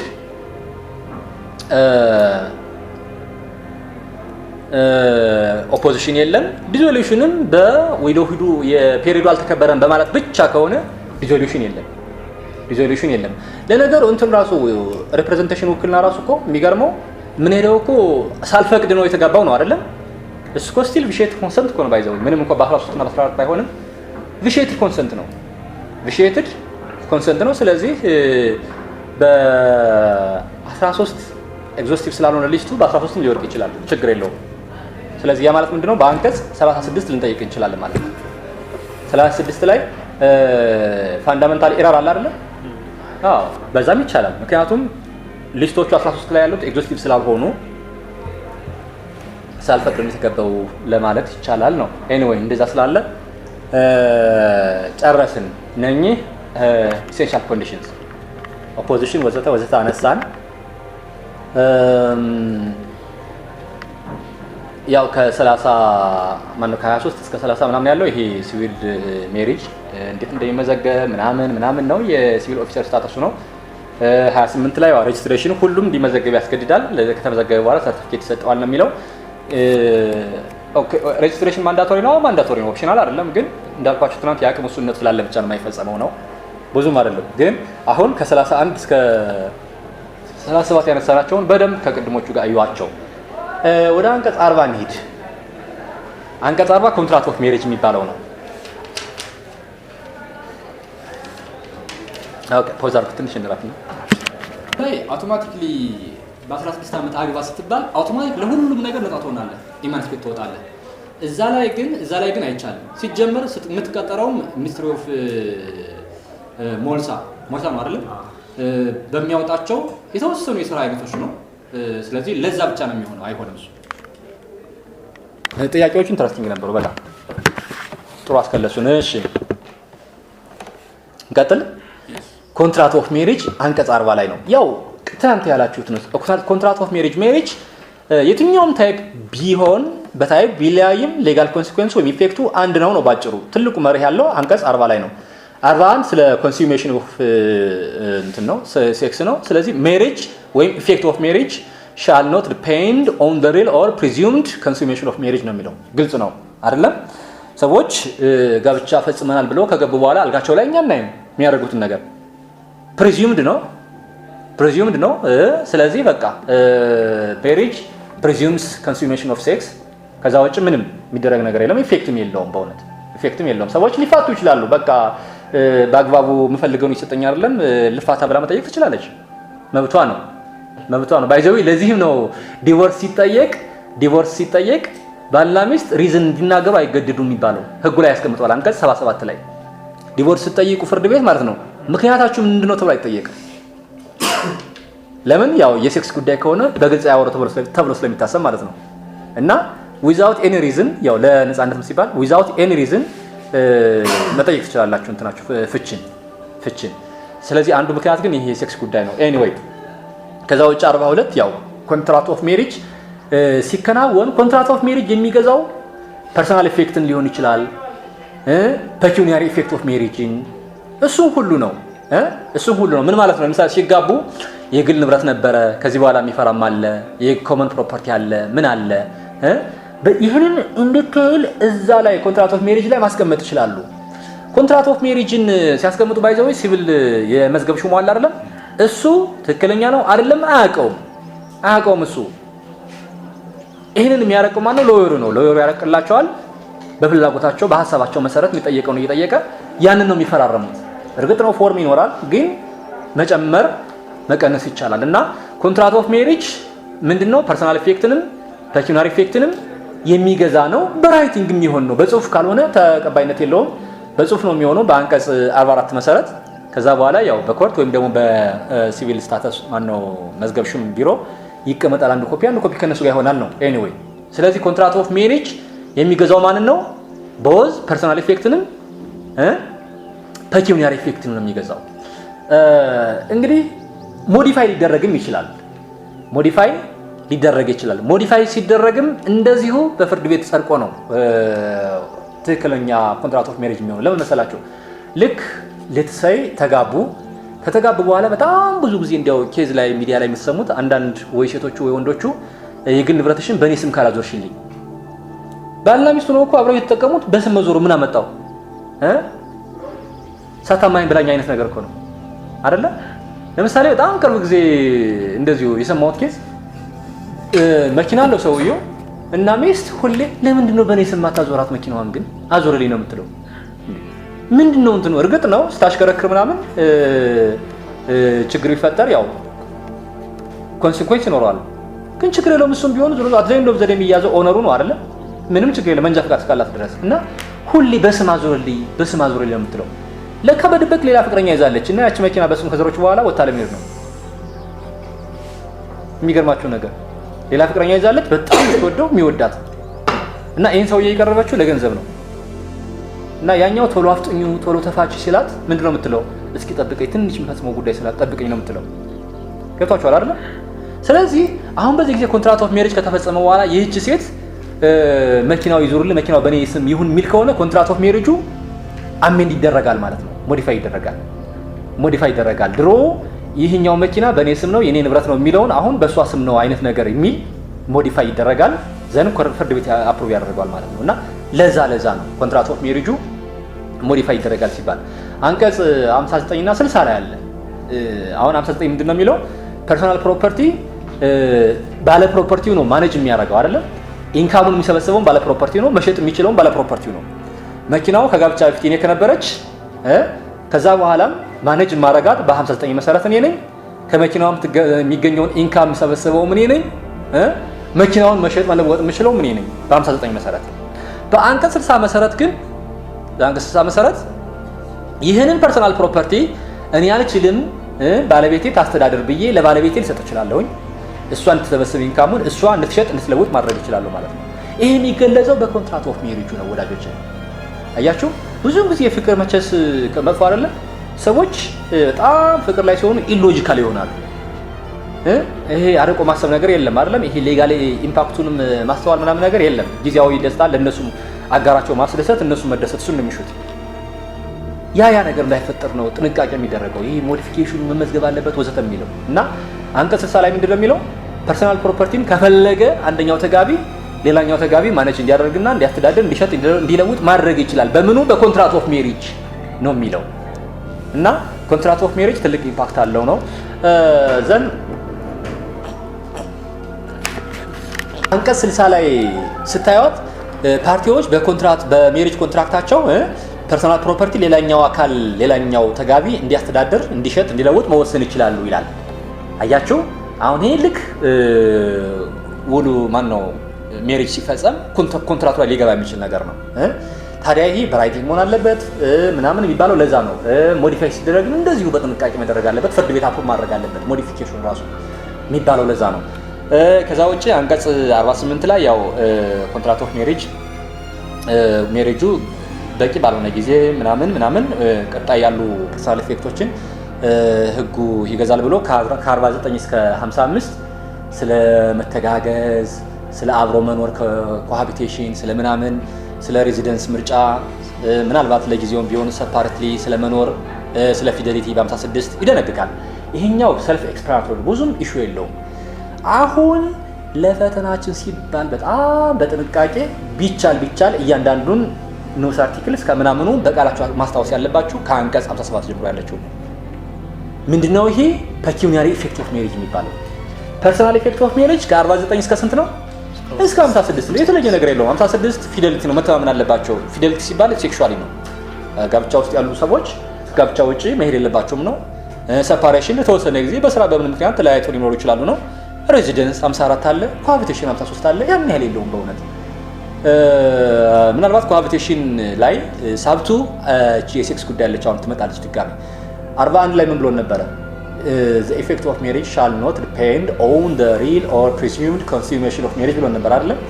shall not depend ግን 53 ነው ሁለት ደግሞ ግን አልፈልግም ሴክስ ካንተ ጋር ላደርግ ማለት ደግሞ አይቻልም፣ ወይም ካንቺ ጋር ላደርግ ማለት ደግሞ አይቻልም አንለስ የጤና ጉዳይ ከሌለ በስተቀር ጤና ጉዳይ ሲሪየስ የሆነ የጤና ጉዳይ ከሌለ በስተቀር ባል ለሚስት እምቢ አይልም፣ ሚስትም ለባል እምቢ አትልም አይነት ነገር እሱ አብራችሁ ከ41 ጋር ይዋት ኢፌክት የለውም ማለት እሻትበል እሻትበይ እንደማለት አይደለም።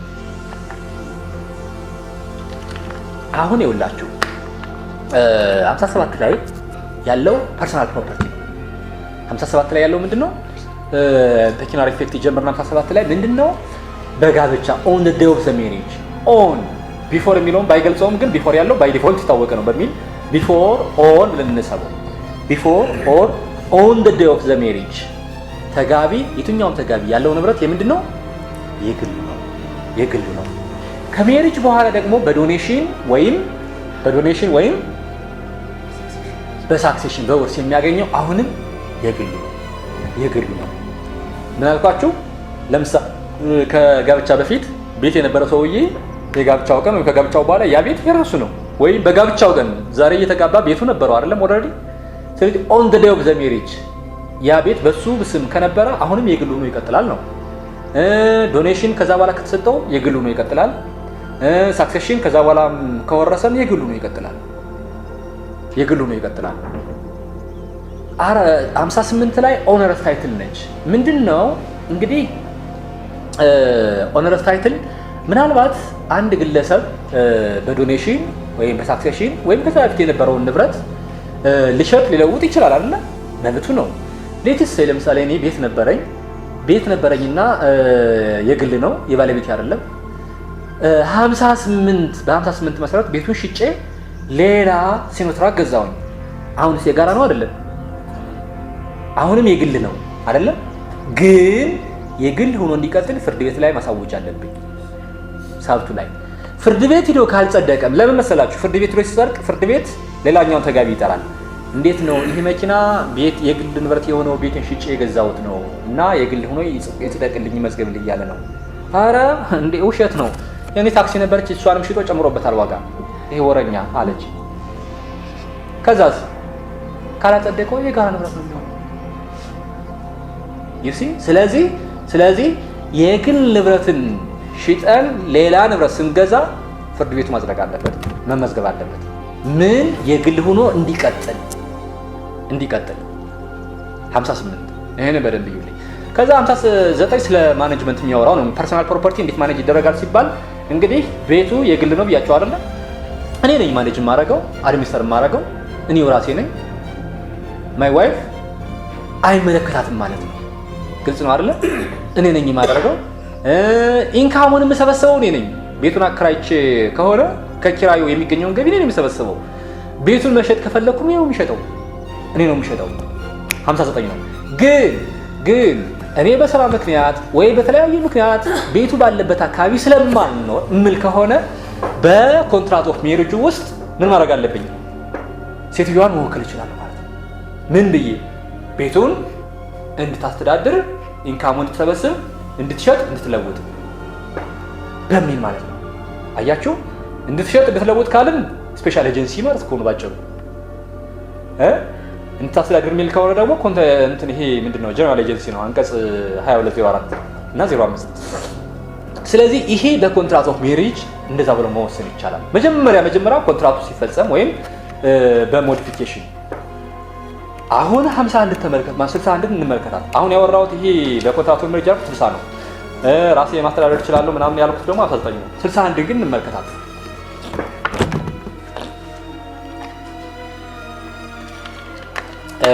61 ላይ ሀሳቡን ልበለው እንዳይደክመው አረታው። እሺ one of spouses may freely interest through the other spouse the administrations of all or part of his personal property. ሳብቱ ምንድነው እያለ ያለው? ይሄ አንደኛው ስፓውስ ማለት ነው የግል ንብረቱን በከፊልም ሆነ በሙሉ በሙሉ ሌላኛው ስፓውስ እንዲያስተዳድር በኮንትራት ኦፍ ኤጀንሲ በኤጀንሲ ሊወክለው ይችላል ነው ባጭሩ። 60ስ ምንድነው የሚለው? Determination by contract of marriage. It may be agreed in a contract of marriage that one of the spouses shall administer all or part of the personal property of the other spouse. ምንድነው ልዩነቱ ወገኖች? ልዩነቱ ምንድነው? አንድ እኮ ነው የሚያወራው አይደል? 61 እና 60 እኮ አንድ ነው። 60 ላይ ምንድነው እያለ ያለው? በጋብቻ ውል ይላል የፐርሰናል ፕሮፐርቲ ያለው ተጋቢ ለሌላኛው ተጋቢ እንዲያስተዳድርለት ወይም ደግሞ እንዲሸጥ እንዲለውጥለት ማድረግ ይችላል ይላል። እንደገና 61 ደግሞ አሁንም ውክልና ሊሰጥ ይችላል ነው የሚለው አይደለም? ንብረቱን በከፊል ወይም ሙሉ በሙሉ ሌላኛው ተጋቢ እንዲያስተዳድር፣ እንዲሸጥ፣ እንዲለውጥ ውክልና ሊሰጥ ይችላል ይላል። ምንድነው ዲፈረንሱ? ምንድነው? ልክ ነው። አንቀጽ 60 ላይ ያለው ልክ ኤ እና ቢ ሲጋቡ የኮንትራት አለ አይደለም ጋብቻውን እዛ ላይ አንቀጽ 1 2 3 ብለው ሲዘረዝሩ ለምሳሌ አንቀጽ 4 ምንድነው የሚለው? እኔ ሚስተር ኤ ያለኝ ንብረት የግል ንብረት ወይዘሮ ቢ እንዲያስተዳድሩት ፈቅጃለሁ፣ ኢንካሙን እንዲሰበስቡት፣ አስፈላጊ ሆኖ ሲገኝ ደግሞ እንዲሸጡት ፈቅጃለሁ፣ ተስማምቻለሁ ሚል ነው እዛው ላይ ነው ያለው። ከዛ በኋላ በቃ ምንም የተለየ ፕሮሲጀር የለውም። መጀመሪያ የጋብቻ ውል ሲፈጸም የነበረ የተካተተ ተርም ነው። አንቀጽ 60 የሚያወራው እሱ ነው። በሞዲፊኬሽንም ይቻላል። ለምሳሌ ሞዲፋይ ካደረግነው ያው ፍርድ ቤቱ በአንቀጽ 46 መሰረት ያጸድቀዋል እንጂ በሞዲፊኬሽንም ይቻላል ኮንትራክት ኦፍ ሜሪጅ። ከዛ በኋላ ኮፒው ወይ ፍርድ ቤት ወይ ሲቪል ስታተስ ሲቪል መዝገብ ሹም እና በእኛ አንድ ኮፒ ይቀመጣል ነው አይደለ? 60 ላይ እያወራ ያለው ምንድነው?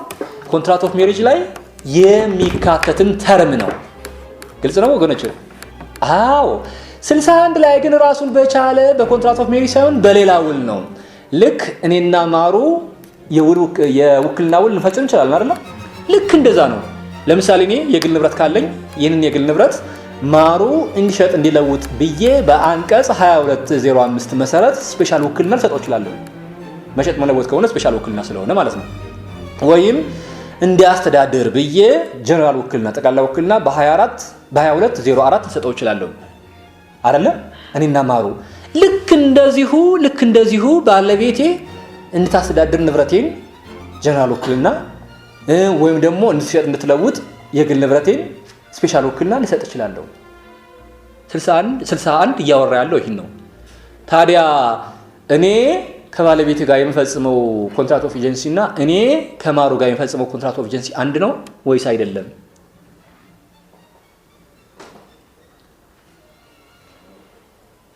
እንግዲህ ከ60 ጋር በምን ይለያል ብላችሁኛል። ያኛው ኮንትራክት ኦፍ ሜሪጅ ላይ የሚካተት ነው። ይሄኛው ግን ራሱን የቻለ አዲስ በማንኛውም ሰው መካከል የሚደረግ የውክልና ውል ነው ብላችኋል። እሺ ይሁን፣ እኔም እሺ ብያለሁኝ። ግን ኤኒ ዲፈረንስ ስም ልጠራ ነው ጥበበ።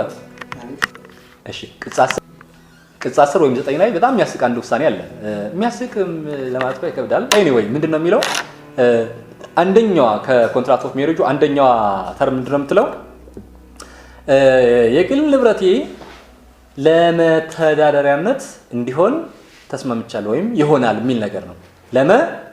ለመተዳደሪያነት ይቺ ቃል ብቻ ከዛ ሰበር መተዳደሪያ የሚለው የጋራ እንዲሆን ያመለክታል ብሎ ሰውየው የግል ንብረቱን ቀምቶታል፣ የጋራ አድርጎበታል። መተዳደሪያ የሚለውን ቃል ብቻ ወስዶ ማለት ነው። ገብቷል አይደለም? ስለዚህ ያው ኮንትራክት ኦፍ ሜሪጅ በጥንቃቄ የሚደረግ ነው። ግን አሁን 60 ላይ እያለ ያለው ምንድነው? በቃ ኮንትራክት ኦፍ ሜሪጅ ውስጥ ከሚገኙ አንቀጾች ወይም ተርሞች መካከል አንዱ ለምሳሌ የግል ንብረቴን ታስተዳድርልኝ ባለቤቴ ምናምን ብሎ መስማማት ይቻላል ነው። ግን 61 ግን ኮንትራክት ኦፍ ሜሪጅ አይደለም። ሌላ ራሱን የቻለ የውክልና ውል ተረቆ ቤቴን ትሽጥ ትለውጥ ወይም ታስተዳድር ብዬ መስጠት እችላለሁ ነው የሚለው። አሁን ዘ ፖይንት ኢዝ እኔ ከባለቤቴ ጋር የምወስነው የምገባው የውክልና ውል በ61 መሰረት አይ እንዲያውም አንቺን አላምንም ብዬ ከሰምረ ጋር ብገባ ልዩነት አለ ወይ ነው። አንቀጽ 73 ልዩዋት contracts between spouses contracts entered into between the spouses during marriage shall be no effect unless approved by the court.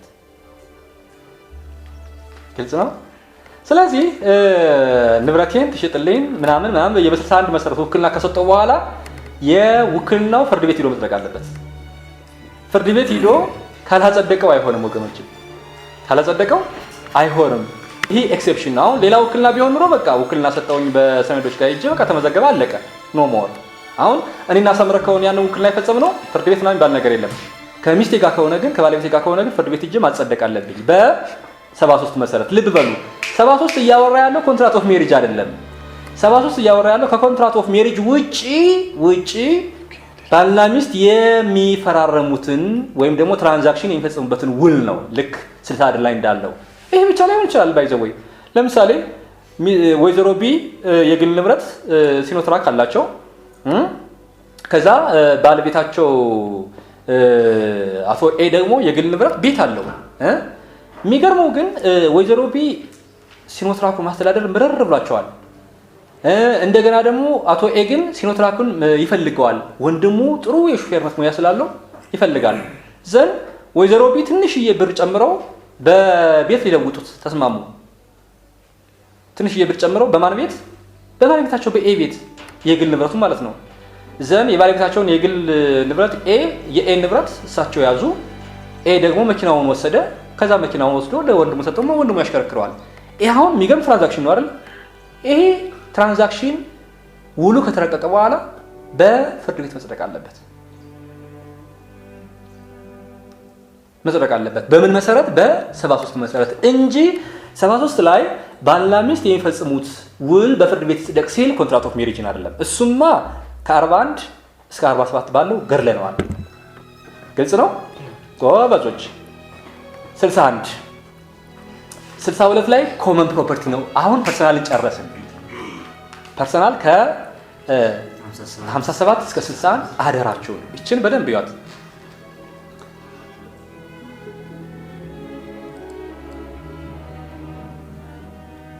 ወደ 63 እንሂድ። ወደ ኮመን ፕሮፐርቲ እንሂድ። ኮመን ፕሮፐርቲ እነማን ናቸው ካሉ በዋነኝነት ሶስት ናቸው። በነገራችን ላይ ኢቭን የተመዘገበው በ58 የተመዘገበው የግል ንብረት አለ አይደል? እሱ ሁሉ ሻልቢ በእናንተ በባል ስም ወይም በስም በባለቤት በሚስት ስም ብቻ ያለ ንብረት ቢሆን እንኳን ሻልቢ ፕሪዚዩምድ ቱ ቢ ኮመን ፕሮፐርቲ ባይዘው። ፕሪዛምፕሽኑ ሁሌ ኮመን ፕሮፐርቲ ነው፣ ግን ፕሪዛምፕሽኑ ሪበተብል ነው። ድርገመው በቤተሰቦች ወይም በቤተሰብ ሕግ መሰረት ተጋቢዎች ያላቸው የግልም ሆነ የጋራ ንብረት የትኛውም ንብረት ሻል ቢ ፕሪዚዩምድ ቱ ቢ ኮመን ፕሮፐርቲ። ስለዚህ የግል ንብረት ካለ የግል ንብረት መሆኑን በማስረዳት ነው። ለምሳሌ ይኸው አስመዝግብ ያለው እንዲህ ብዬ ከዛ ምስክርም እንደዚህ በቃ ፍርድ ቤት የሚጠይቀውን በመመለስና በማስረዳት ነው። ሻል ቢ ፕሪዚዩምድ 63 መሰለችኝ። አዎ all property shall be deemed to be common property even if registered in the name of one of the spouse unless such spouse proves that he is the sole owner thereof. ግልጽ ነው አይደለ? የተመዘገበው ሁሉ በፕሪዛምፕሽን ደረጃ በምንድነው ኮመን ፕሮፐርቲ ነው ፕሪዚዩም የሚደረገው። ይሄንን በደንብ አውቁ። ስለዚህ ፕሪዛምፕሽን ኮመን ነው፣ ግን ሪቨርተብል ስለሆነ ያው ፐርሰናል ፕሮፐርቲን በሪቨርተብል ፕሪዛምፕሽን እያነጠሩ ማውጣት ይቻላል። ምናልባት ጭቅጭቅ ከተነሳ ማለት ነው።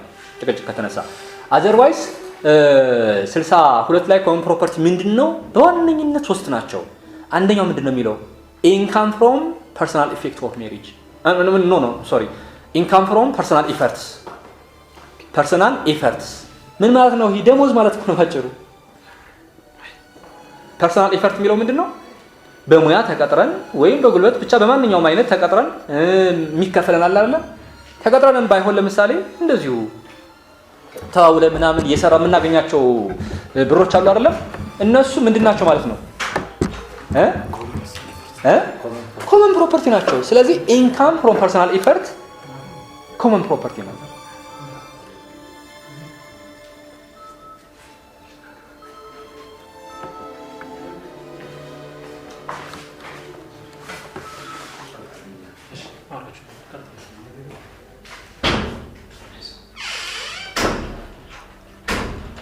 ስለዚህ ኢንካም አንዱ ምንድነው? ከፐርሰናል ኢፈርት የሚገኝ ገቢ ምንድነው? ኮመን ነው። አንድ ሌላስ ቅድም በዶኔሽን በሳክሴሽን ወይም ደግሞ በጋብቻ እውቅና ከዛ በፊት ያገኘናቸው የግል ንብረቶች ነበሩ አይደል? እነኛ ንብረቶች በጋብቻ ወቅት ያው ያፈራሉ። ለምሳሌ ቤት ከሆነ የኪራይ ዋጋ አለው አይደል? በኪራይ እንሰበስባለን። መኪና ከሆነ ይሰራል፣ ገቢ እናገኛለን። ያ ገቢ ኮመን ፕሮፐርቲ ነው። አይደለም? አንደኛው ኮመን ፕሮፐርቲ ምንድነው? ኢንካም ፍሮም ፐርሰናል ኢፈርት። ሁለተኛስ ኢንካም ፍሮም ፐርሰናል ፕሮፐርቲ። ፐርሰናል ፕሮፐርቲው የግል ነው፣ ግን ፕሮፐርቲው የሚሰጠን ፍሬ ግን የጋራ ነው።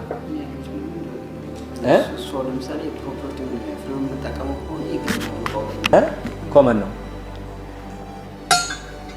ሶስተኛስ ከኮመን ፕሮፐርቲ የሚገኝ ገቢ ራሱ ኮመን ነው። በጋብቻ ውስጥ የፈሩ ንብረቶች አሉ አይደል? ለምሳሌ ባልና ሚስት እንዲሁ ካጠራቀሙት ገንዘብ አንስተው ቤት ቢገዙም ቢሉ እሱ ኮመን ነው። በጋብቻ ውስጥ ለምሳሌ ኮንዶሚኒየም አሁን ቢደርሳቸው እሱ አሁን ኮመን ነው አይደል? እሱ ባይዘው ኮንዶሚኒየም ለምሳሌ የተሰይ እኔ እጣ እየጣልኩኝ ነበር አይደል? እጣ እየጣልኩኝ ነገ ባገባና ከነገ በኋላ ኮንዶሚኒየም ቢደርሰኝ ኮንዶሚኒየሙ የጋራ ነው የሚሆነው። ሰምታችሁኛል? ለምንድነው የጋራ የሚሆነው? ሰበር የሰጠው ትርጉም ምንድነው? ምክንያቱም የሽያጭ ውሉ ከከተማ አስተዳደሩ ጋር የሽያጭ ውሉ የተፈጸመው ጋብቻ ውስጥ ስለሆነ ነው የሚለው። አይ ነው ኢትስ አንፌር። ዙሮ እንደዛ ነው። ስለዚህ ኮመን ፕሮፐርቲ እነኚህ ሶስቱ ናቸው ማለት ነው። ኦኬ ገዛው በምንድን ነው? አይከብድም ግን በ5 ብር የተገዛ ነው። እንደዛ ነው። ስለዚህ ከሎተሪ የሚገኘው ምንድነው? የጋራ ንብረት ነው። እስቲ የጋራ ንብረት ነው። ኦኬ እንደዛ አለ።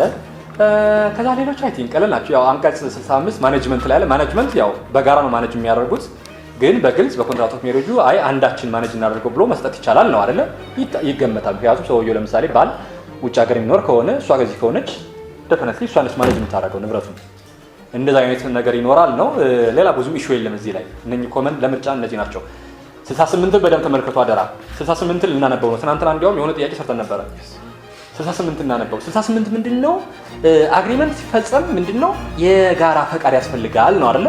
የጋራ ፈቃድ ግን ምን አይነት? ለምሳሌ ቤትን መሸጥ፣ መለወጥ፣ የማይንቀሳቀስ ንብረት ማከራየት ወዘተ ወዘተ ከሆነ ኤ ላይ ያለው ነው የጋራ ንብረት የጋራ ፈቃድ ይጠይቃል ነው የሚለው አይደለ? ቢስ ምንድነው የሚለው? ቢ ደግሞ የማይንቀሳቀስ ንብረት ኤክስቼንጅ፣ ለምሳሌ እንደ ወንበር፣ ጠረጴዛ ወዘተ ማንኛውንም የማይንቀሳቀስ ንብረት ተንቀሳቃሽ ለማለት ነው። ተንቀሳቃሽ ንብረት ከ500 ብር በላይ የሚያወጣ ዋጋ ካለው እሱንም እንደዚሁ በፍቃድ ነው የሚሆነው ነው። ያነበብናት እንዴት እንዴ? ኤ ላይ ምንድነው የሚለው? ስሙት። unless provided otherwise by other laws, the agreement of both spouses shall be required to a sell, exchange, rent out, pledge or mortgage or alienate any other way a common immovable property. ይሄ ግልጽ ነው አይደለ? To confer a right to third party on such property. እሺ ቢ sell, exchange, pledge, mortgage or alienate in any other way a common movable property or security registered in the name of both spouses, the values of which exceed 500 የትናንቱ 600 ስለነበረ ማለት ነው። exceeds 500 C transfer by donation of a common property the values of which exceeds 100 ትናንትና 300 ብር ስላለን ነው። እሺ D ባይ ዘ ወይ ኮመን ፕሮፐርቲ ፐርሰናል ፕሮፐርቲ ሲባል ብዙ ጊዜ የሚናነሳው መኪና ምናምን እያልን ነው አይደለ? ብርም እኮ ይሆናል። ለምሳሌ በጋብቻ ወቅት ከጋብቻ በፊት የነበረኝ 10 ሚሊዮን ብር ካለ የ10 ሚሊዮን ብር የግል ሆኖ ነው የሚቀጥለው አይደለ? ለምሳሌ ጋብቻ ነገር ሊፈጸም ትናንትና ለምሳሌ ሎተሪ ለምሳሌ ቢደርሰኝ 10 ሚሊዮን ብር የ10 ሚሊዮን ብር የግል ሆኖ ነው የሚቀጥለው። እሺ D borrow or lend money exceeding 500 ትናንትና አንዱ ጥያቄ ስህተት ነው ያልኳችሁ ለዛ ነው። ቦሮዊንግ 400 ትክክል ነው። ትናንትና መልሱ የነበረው እሱ ነው አይደል? ከዛ ምንድነው ግን ሌንዲንግ ኦር ቦሮዊንግ 500 ነው የሚለው 500 ሳይሆን ኤክሲዲንግ ነው የሚለው። ይሄ አያችሁት? ትናንትና ላይ ስህተት ያደረገው ይሄ ነው። ኤክሲዲንግ ነው እንጂ 500 ብር አለ አይደል? 550 ሳንቲም 500 ብር ከ50 ሳንቲም ከሆነ ትክክል ነው። 500 ብር ከሆነ ግን አግሪመንት አያስፈልግም። ገብታችኋል? 500 መበደር ወይ ማበደር አግሪመንት አያስፈልገውም። 500 ብር ከ10 ሳንቲም ግን አግሪመንት ያስፈልገዋል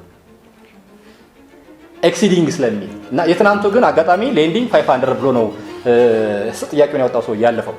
that's totally wrong anyway እሱም ማለት ነው። ስለዚህ እቺን በደንብ ያዟት። ከዛዎች 69 ስለ period of limitation ነው።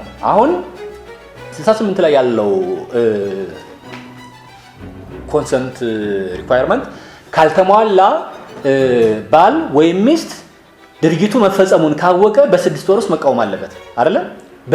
ካወቀበት ጀምሮ በ6 ወር ውስጥ ነው። ይሄ ሪላቲቭ ሊሚቴሽን ይባላል። ሪላቲቭ አንጻራዊ የይርጋ ዘመን ምንድነው? ኢን ኤኒ ኬዝ ግን ከ2 ዓመት በኋላ አይችልም ነው የሚለው። ኢን ኤኒ ኬዝ ምን ማለት ነው? ይሄ ግልጽ ነው አይደለ? ለምሳሌ ሌትስ ሳይ ዛሬ ማነው መስከረም 1 2015 ውሉ ተፈጸመ። ሚስት ሳታቅ አቶ ከበደ ቤቱን ሸጠ። መቼ? መስከረም 1 2015 ከዛ ጥር 1 2015 መፈጸሙን ሰማች። ማን? ሚስት። እስከ መቼ ነው መቃወም የምትችለው? አሁን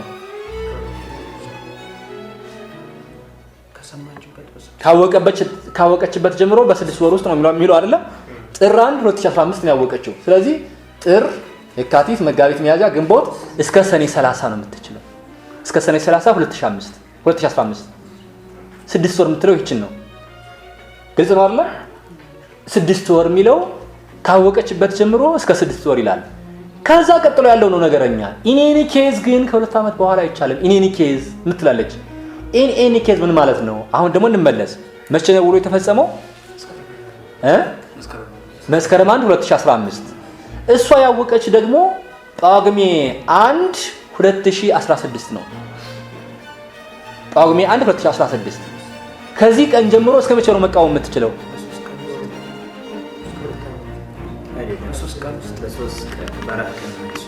እስከ ጳጉሜ 5 ነው የምትችለው። እያችሁ 6 ወራት ተሟጣ። ምክንያቱም 2 ዓመት ሊሞላ ነው አጠቃላይ ሁሉ ከተፈጸመ። ኢኔኒ ኬዝ የሚለው እሱን ነው። ግልጽ ነው። ኦኬ እሺ፣ አሁንም ላዙረው ይሄን ጥያቄ።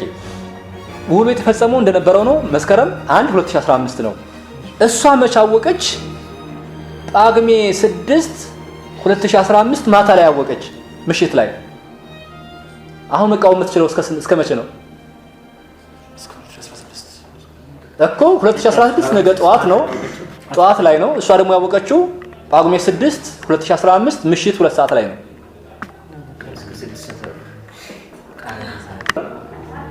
ነው ማለት ነው ወገኖች። እሺ መስከረም 1 2015 ነው የተፈጸመው።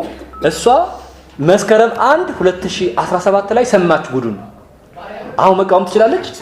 አትችልም። ኢኔኒ ኬዝ የሚለው እሱን ነው። ከ2 ዓመት በኋላ አይቻልም። ሁሌ የትም ቦታ ላይ ኢኔኒ ኬዝ የሚል ካላችሁ እንዲህ ነው የሚተረጎመው። ለምሳሌ የውርስ ህግ ላይ አንቀጽ 1000 ንዑስ 2 ላይ ምንድነው የሚለው?